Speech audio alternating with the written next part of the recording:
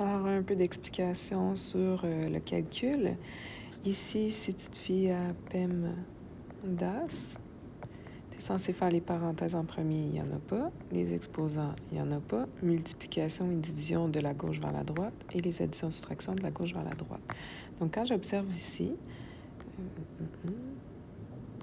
donc j'ai 20 moins 2 fois 16, je vais aller faire ma multiplication. Donc, j'ai 20 moins 32. Ensuite, 20 moins 32, c'est comme si j'avais 20 $, mais je dépense 32. Donc, je suis endettée de combien? De 12. Pour le prochain, si je vais avec PEMDAS, j'ai une multiplication ici, puis ensuite l'addition de 1. Pourquoi j'ai une multiplication? Parce que entre le 5 et la parenthèse, il n'y a rien, donc tu peux te rajouter ton petit point de multiplication si ça t'aide. Un négatif fois un négatif donne positif, donc moins 5 fois moins 8 me donne 40, et 40 plus 1, 41. Prochain, la barre de fraction, c'est comme une division. Dès qu'on a une fraction, en fait, on observe, est-ce que je suis capable de diviser, ça me donne un entier, je fais ça. Si je ne suis pas capable de diviser et ça me donne un entier, je vais la simplifier, la fraction. Et si jamais je ne suis pas capable de la simplifier, bien là, j'y vais avec ce que j'ai appris, c'est-à-dire peut-être des fois un dénominateur commun, des fois vous avez besoin de faire des simplifications de facteurs et tout ça. Donc là, ici, j'observe que j'ai une fraction et ça se divise, 44 par moins 4. Donc, 44 par moins 4, ça me donne 11. C'est comme j'avais moins 11 qui me donne finalement 11 positif.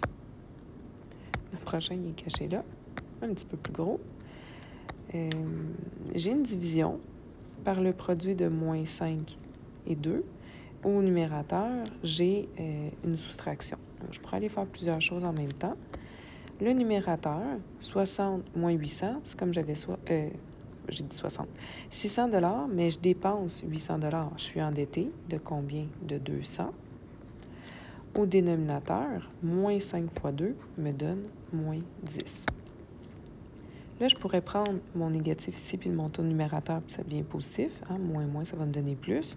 Ou encore, je fais vraiment une division, comme on a dit tantôt. Là, si je suis capable de diviser ma fraction, je le fais. 200 divisé par 10, ça me donne 20.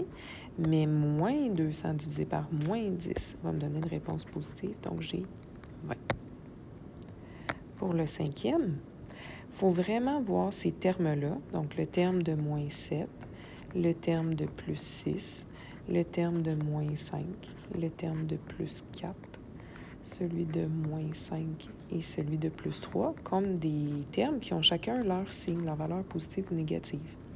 Une manière de faire, ce serait peut-être d'essayer d'éliminer des trucs. Exemple, le plus 3 puis le plus 4, ça donne plus 7. Avec le moins 7, bien, ça s'annule. Okay? Ensuite, moins 5, je suis rendue à moins 10. Puis moins 10, plus 6, je suis endettée de 10, mais on me donne 6 $. Je suis rendue endettée de 4. Il y en a qui vont vouloir être plus prudents, c'est-à-dire au lieu de faire des calculs brouillons tout autour, ils vont y aller de la gauche vers la droite. Donc, c'est correct. Moins 7 $, mais plus 6 $, je suis endettée, mais juste de 1 $. Donc, j'ai fait ça.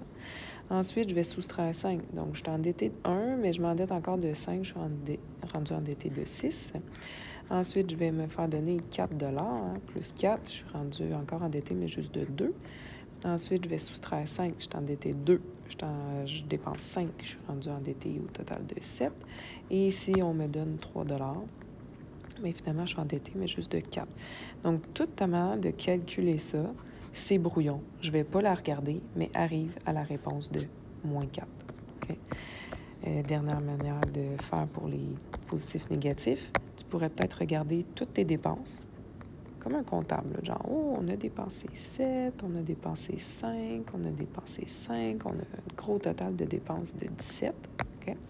On a eu des avoirs, OK, ou des entrées d'argent.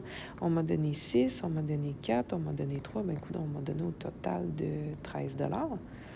Fait que finalement, j'ai des dépenses de 17, mais j'ai des gains d'argent de 13. Bon, bien, en tout, je suis endettée de moins 4. Donc, c'était 3 manières de calculer avec juste des termes. Attention, si tu as de la multiplication, des exposants, des parenthèses, tu ne peux pas juste faire des calculs brouillons dans la marge. Mais quand tu es rendu juste à de l'addition et de la soustraction, tu peux vraiment tout me faire les calculs brouillons que tu veux.